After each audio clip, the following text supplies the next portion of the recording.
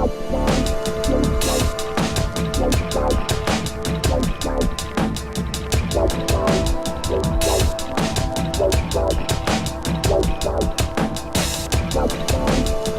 welcome to the next episode of the Ivan Show. Today we discuss the youth take on rationalization of government agencies. It's a matter that has been in the public eye, and many policymakers, economists, political influencers, religious leaders, to mention but a few, have given their stand. And now, as the Tukundane Media Foundation, we also take pride to bring youth and have that inclusion to discuss the national matters. This topic is a topic of national importance and deserves all the respect and all the inclusion it deserves. Now, here with me is a policy analyst, a young policy analyst actually, an economist who has graduated from Killian University with a bachelor's degree in that related field, and is going to give his perspective on how this rationalization has affected the economy. So welcome to the show, and thanks for allowing me to speak. Thank you, Mr. Ivan Kundane. All right. So I will give you 1 minute to give an introduction as we delve deeper into this topic. Thank you, Ivan. Killian Arineitwe is my name. A recent graduate of economics from Killian University, but also an aspiring or junior policy analyst, at the same time a junior or economist in the making. So what describes the economic spectrum in our country is really how we manage our economy.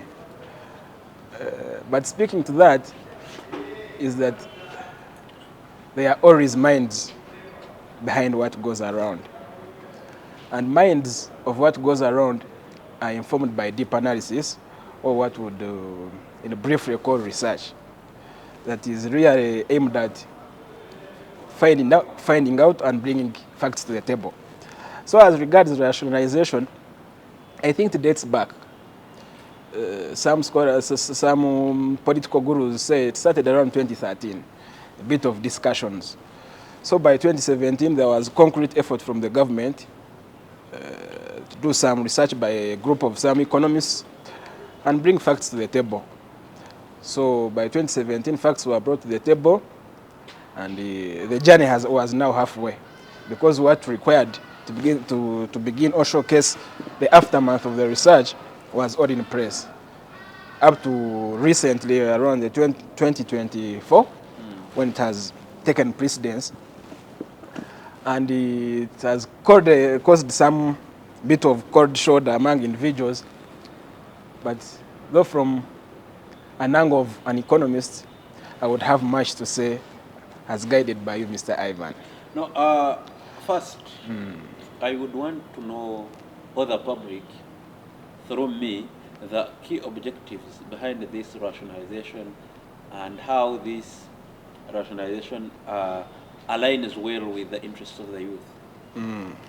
So you see, as a nation, we have what guides us in our development agenda, which is the Vision 2040. So really the Vision 2040, it envisages a government that is efficient. And there were some dissenting voices all over time that the government had become so big, to attune to a level where it would never meet its costs of maintaining itself. So ideally,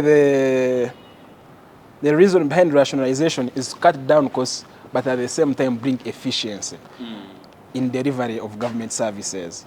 That efficiency, reduce duplication. You're Ivan, I'm Killian, I'm recording a show.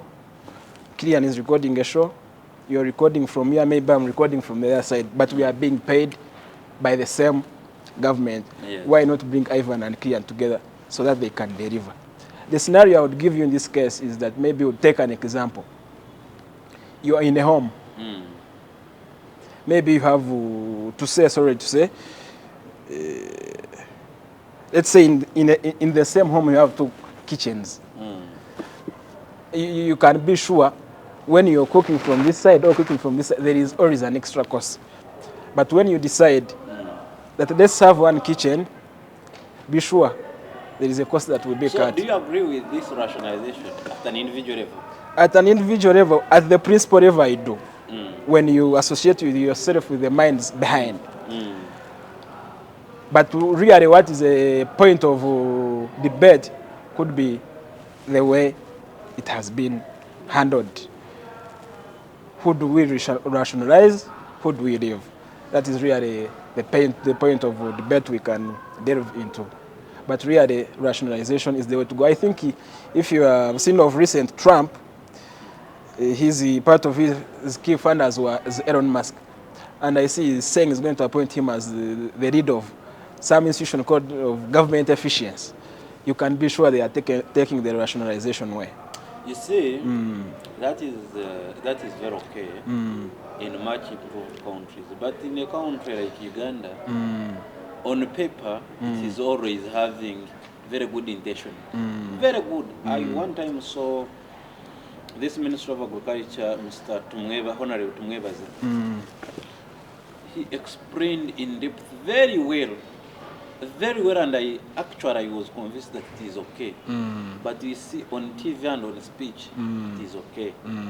But now, how does that one efficiently align with the interests of young people? Because you see, we must acknowledge that the government is being occupied by old people. Now rationalization, that means all these, the UCDA, the UNIMA, all those We have the National Youth Council, Solid Set is also gone. So they are going to get into ministries. Do you think youth are going to be absorbed? No, it's a quite challenging issue. You know, when change comes, there is what it takes that is really not in the eye of the public.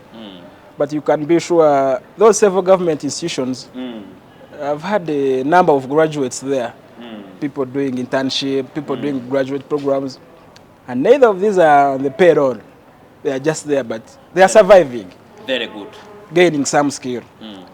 But the principle of government rationalization is that the considered view of the technocrats is that they are taking on people on payroll, really workers who are known by the public service, the Ministry of Public Service, which leaves out most of these youth. You can be sure I have a friend who was in meteorology, there in Ruzira. Yes, UNIMA, Uganda Meteorological Authority. Yeah, we graduated together around 2022. But he has been there for 2 years.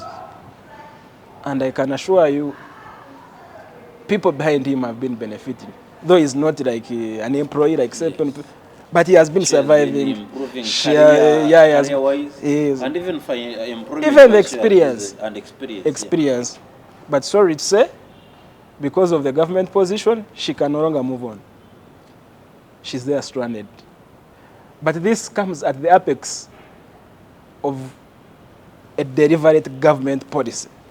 So change comes with its immediate effects. What next for the youth who have been in those agencies now that they are not employed and they can no longer even gain experience or proceed with career development? No, that is another contentious issue. Because if you've been trying maybe to volunteer, that means there is not a good backing behind you. Really, you're looking for what they call a mereyarero. Yes. So here you are. The mereyarero is nowhere to be seen. But you have to move on. So at the end of the day, it takes a strong mind to see how you adjust, find opportunities here and there, which is quite challenging in our country. Given the fact that, you know, you've had the common phenomenon, the Gambanogu. We all don't have the Gambanogu, you can be sure. Even getting such an opportunity that friend of mine had, you can be sure just volunteering. One time I was asked some money by somewhere I will not mention to do internship. You can see? Internship, remember, you are completely doing for free. Free, come, But develop your someone skill. wants you to pay to get into that position. So you can imagine So that one I understand. what it means. But broadly, from the economic point of view, really rationalization we cannot say is a bad thing. But we want to say maybe this should be the first layer. Going forward, we should see more of this coming through. But my point of departure is one, this should not be guided by only cost saving.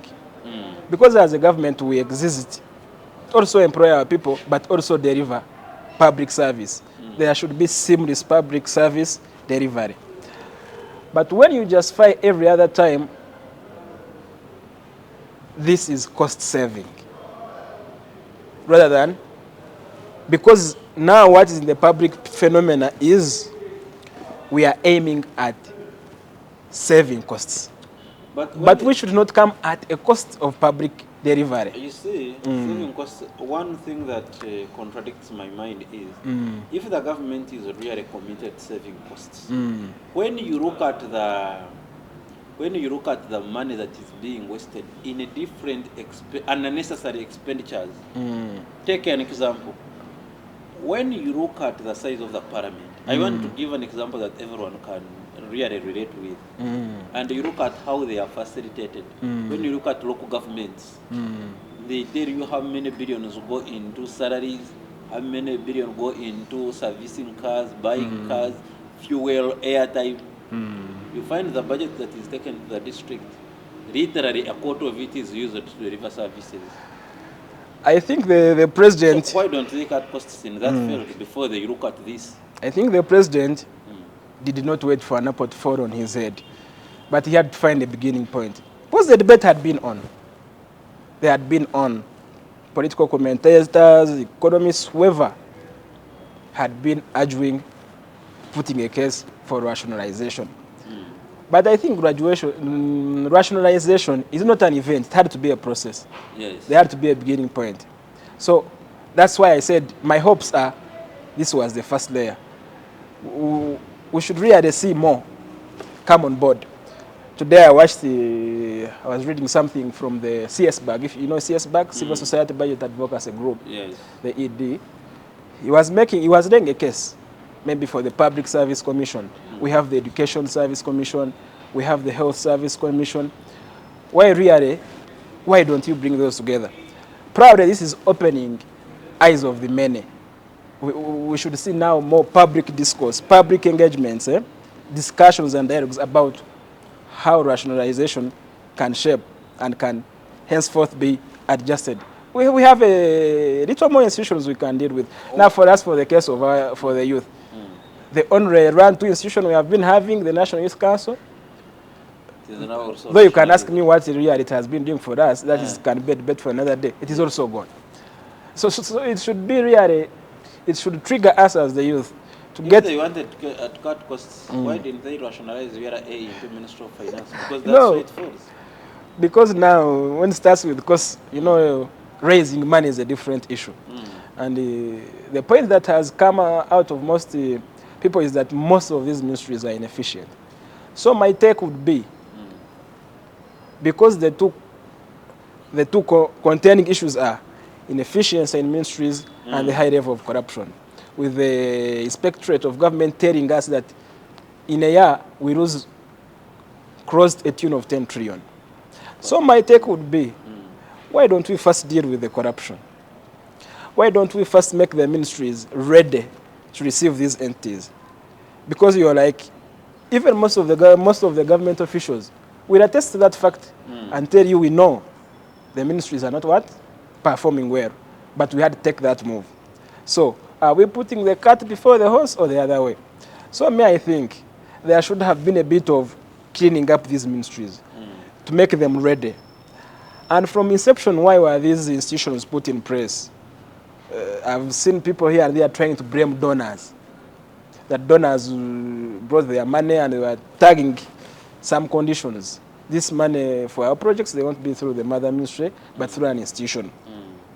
But we really go, that kind of influence is way gone. We cannot keep blaming those people.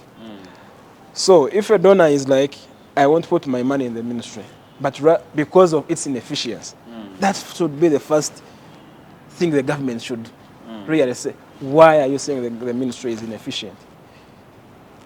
Then why are you saying URA is more efficient? Is it part of another government? Or what lessons can the ministry take from URA? So you see, when it comes to URA, raising money is a bit complicated. Okay, how can youth participate in the process of rationalization so that it benefits their interests and it works out efficiently?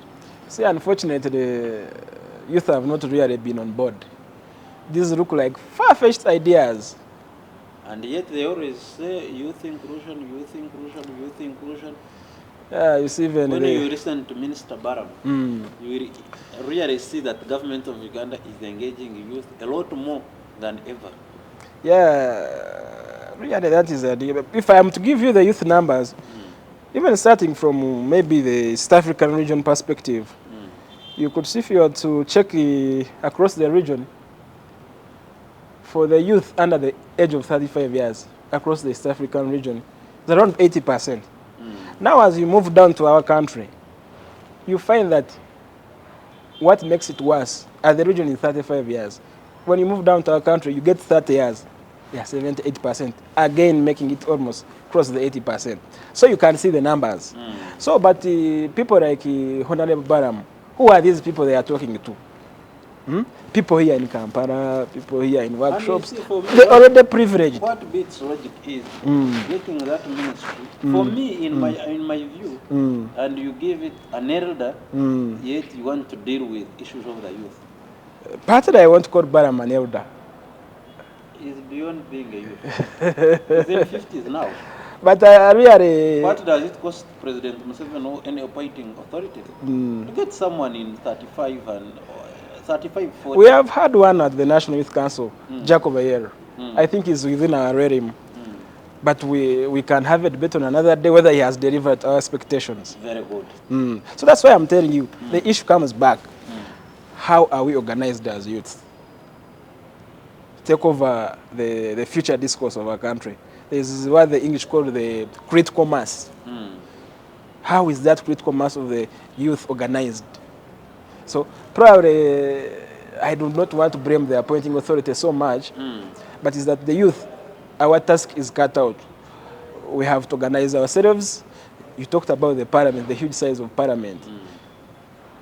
I have never seen any youth MP in that parliament get on floor to say something. Now I don't see any instance of them being on those. You see how it becomes contradicting? Yes. Even the people that are there, you feel like they are not watched. So it goes back to my point. How do we organize ourselves into a critical mass that can be felt? Because there are a lot of dissenting voices. These ones are this side, these ones are this side. But we need, in unison, our issues must come clear. The unemployment rates are really high. Very high. Now you see here in Uganda, the Bureau tells us that the youth unemployment rate is at 13.3%, above the national average, which is at about 9%. So you can see, so those are the issues that we really have to package. Not these things of politicians, and these issues must come and get to what we call the front desk. It must be deliberate. There must be deliberate decisions made to this. Because we have had many initiatives. You're going to talk of PDM, YLP, but I can tell you the YLP sort of call it alone is at 12%. Ivan, I can assure you, once you're a youth, you're trying to make life, I cannot say 12%.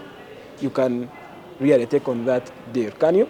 At an interest of 12%. You can't. So you can even see, even for the PDM, they say 30% is supposed to be for the youth. But when you dice further, they tell you it is only about, they receive at about 10%. And who are these people that receive it?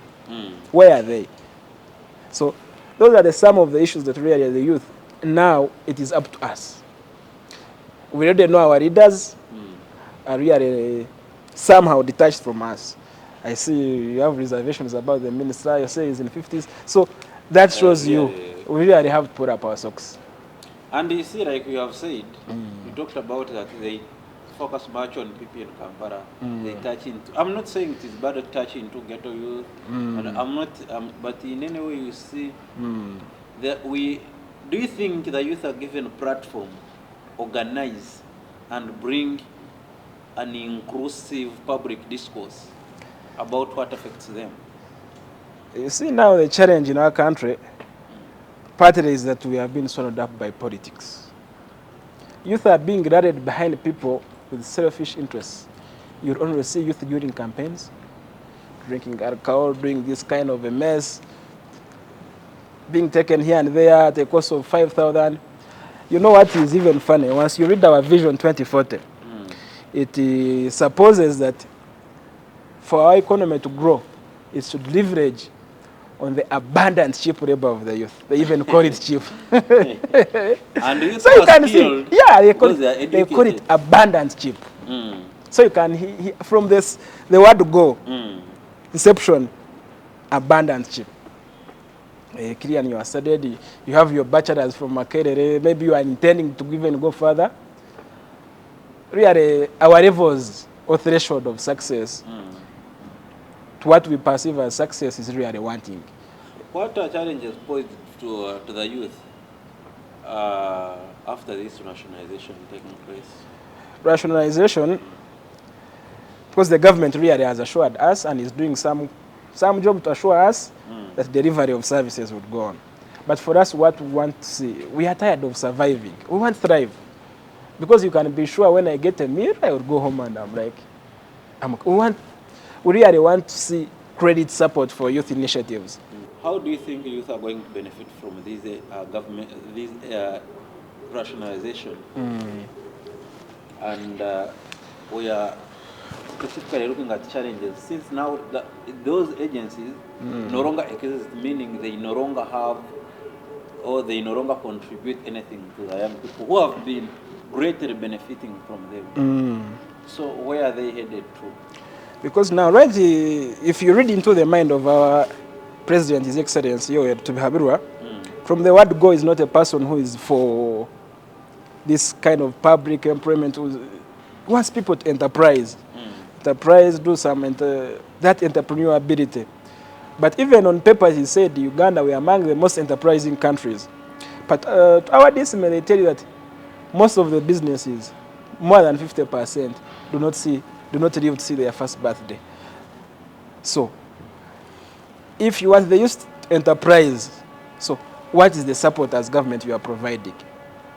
Me, I would not be worried about your CDA, DDA, provided I'm enterprising and the environment you are giving me, I need a loan of 3 to 2% for me to inject in my business. I need to see some affirmative action from the government contracts. There should be a percentage reserved for the youth, these startup companies. But they are all on paper. I don't know even how to be easy for you to enter into a government institution and now and you are given a contract. What comes from URA? I have a friend who has started a business, but URA came asking for its portion. KCCA came asking for its portion. Taxes are high for someone to begin a business, even of 1 million. So that's why I ask why the country or why the leaders expect youth to engage in enterprising, yet they are not putting favorable conditions for them to begin. I think the answers are not far away from even our country. The regime has a model it has put in place for the investors. When you move to Kororo, there is what they call the Business Facilitation Center. All the services are there within. You want this, you find it here. You need a holiday, tax holiday, you find it here. You go and finish. Why not do that for the nationals? Why not do that for the youth? You have like a one-stop center kind of case. Maybe I want to operate a chapati store in the city. You go, deal with KCCA, deal with URA, explain to them. There should be that kind of some affirmative action for the youth. Maybe you're beginning. They will tell you about PDM. But you know the challenges. They will tell you about PDM, about the Myoga. You know, Ivan, the world has changed. It is no longer. You must move beyond conception of ideas. I don't think getting the PDM money is overnight. Actually, I think it can take a process of like 6 months. Hey, that is if the money is Maybe- available at the district. Mm. But you can even take a year and you have an idea. Mm. What is lacking is only what? Money. Probably by the end of that cycle, you could even have been swallowed up by other things, discouraged the morale. So that's why I'm telling you, the government must put in place deliberate effort. But most especially it should be credit. Because we know without money, you cannot enterprise. Ivan, you are going to have all the good ideas, but without money, nowhere. And we cannot access this money as a youth. We have already struggled our parents with tuition. And what is most of our parents are moreover in the informal sector already. Since we are discussing issues of the youth, and I am so much deliberate as Tukunani Media Foundation, we are very much deliberate to register more young people on our platforms, that we have an inclusive and a very big voice that will shout the responsible officers. Now, do you think, how can we put the office of the youth, Minister of Youth, MPs in charge of youth, even the councillors and etc. To use to benefit the young people, because I feel they are somehow far away from the actual young people that are supposed to be taking advantage of it. So, you know, from the aspect of rationalization, part of the way our government could have gotten it wrong is that rationalizing is closing down. Rationalizing, it can be creation also. You can have a feeling this was not the best, we can create something new. So me, I think talking about the deliberate effort towards the youth, we should have gotten, because we know really the numbers speak for themselves. It is a talking fact. Yes. We are the majority. Get the youth things out of the ministry, have a one-stop center for youth. And So it should be before you accessible. know Baram is in labor relations, before you know is disabled, before you know elder persons, because those who have all gone to the ministry, National Council of Elder Persons, National Disabled, let's get a one-stop center for the youth. And I think we should have a technocrat handle these things rather than politicians. Because now he's in prison, he's in what? We should have a one technocrat that should be ideally dealing with, purposely with issues of the young people. That economically they are engaged. You know the Not kind of governance we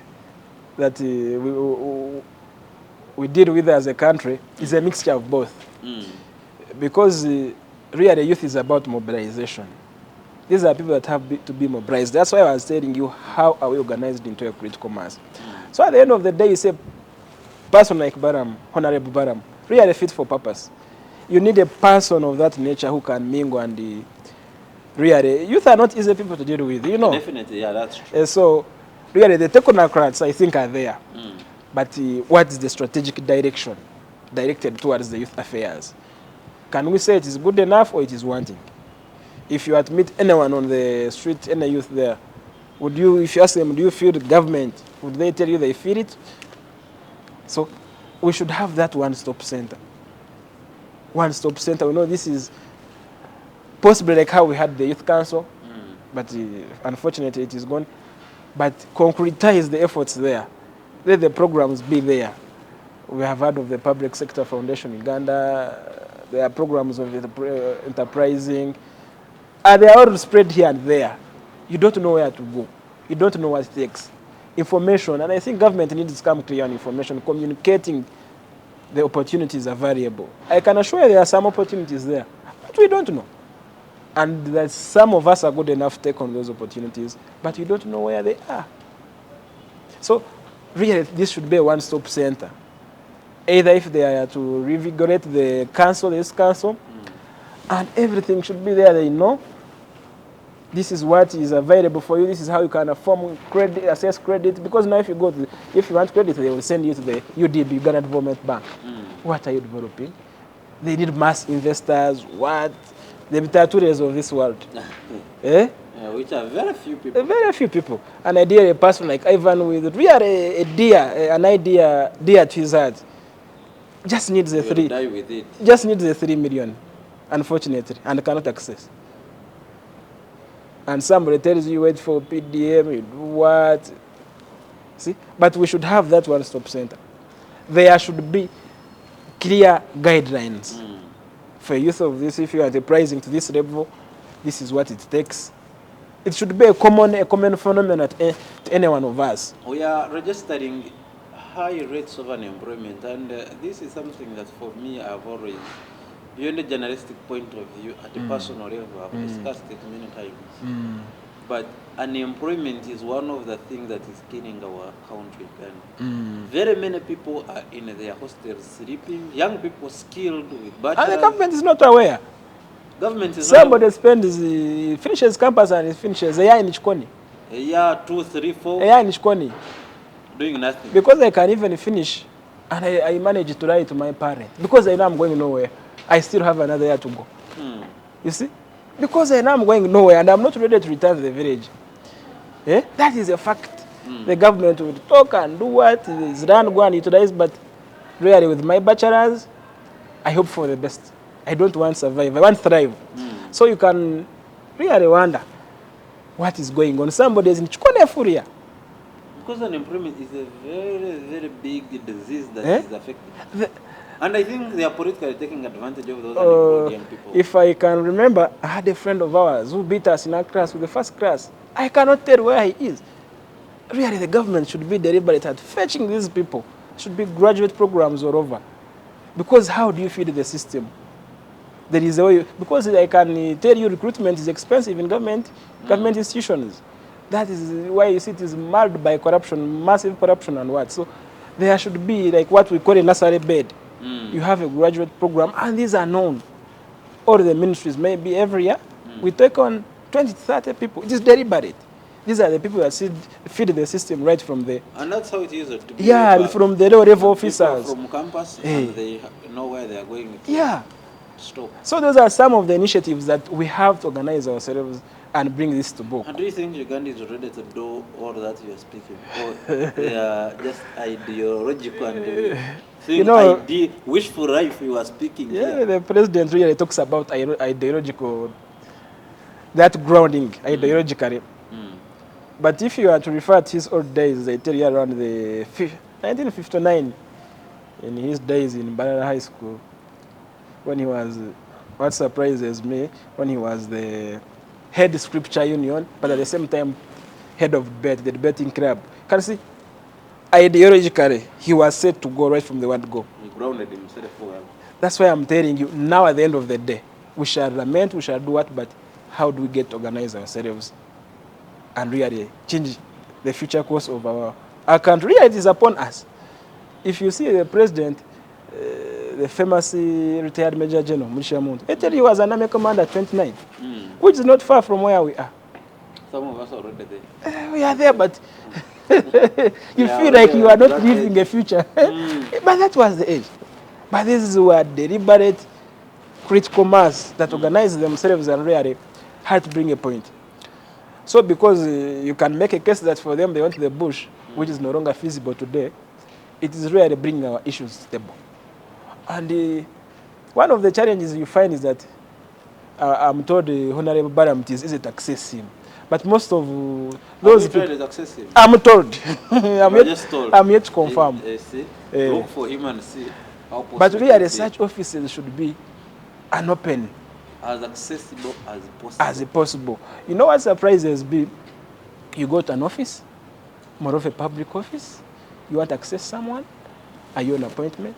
Shall we all be an appointment? And let me tell you, you know what it takes to be on appointment? Let me tell you, those secretaries, those receptionists, the way they behave, it is really alarming. I don't think all of them, but really, public entities should serve as public entities. You're there for the good of the citizenry.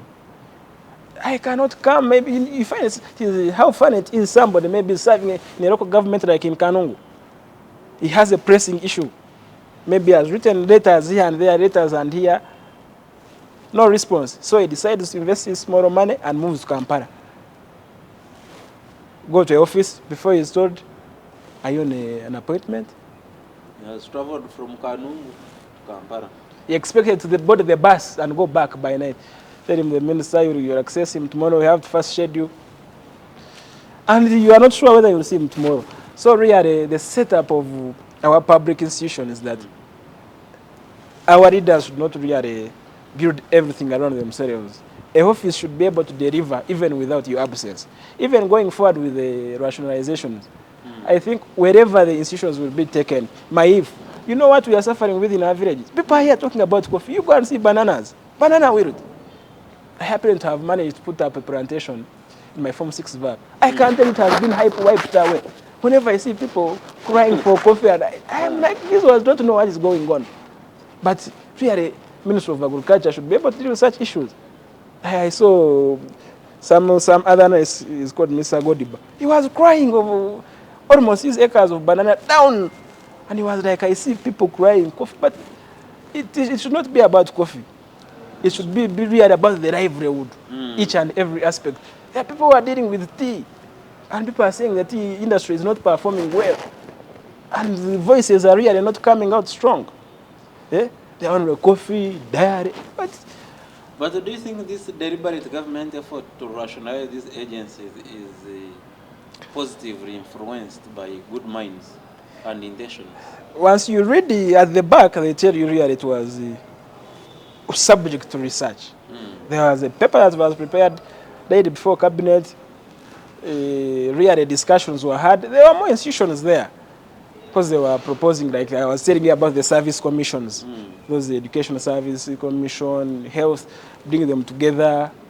I think like the NEMA, they were saying NEMA should be really restructured. But you see, you don't see those efforts taking place. Really, we have focused and think on a small issue. I think it's a small issue and we are missing out. Really, this issue should be handled. We need delivery of services. Because you are saying 24% of our GDP is from agriculture. You are priding in the almost more than 6 million bags of coffee. But really, those are in a few areas. I was telling you about my matoke.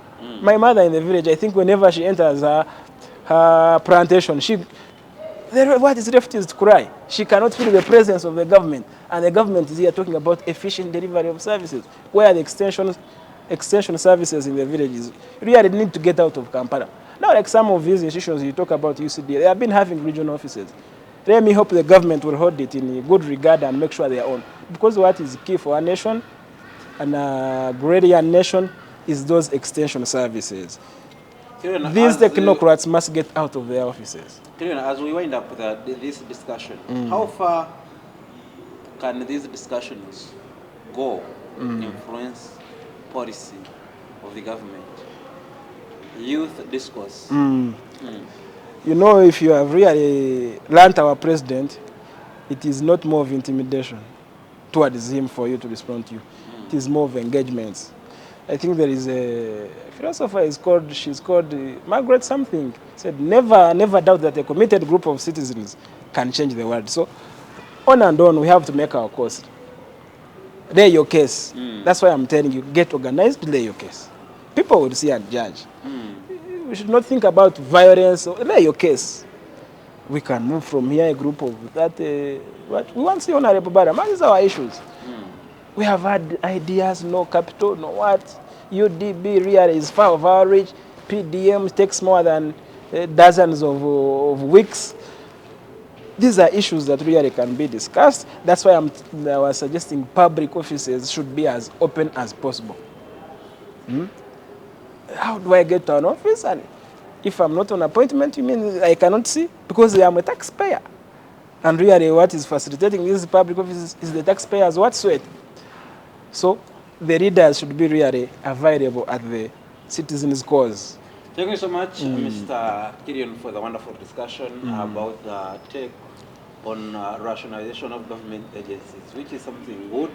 And I call upon all young people outside to come and be our next guest.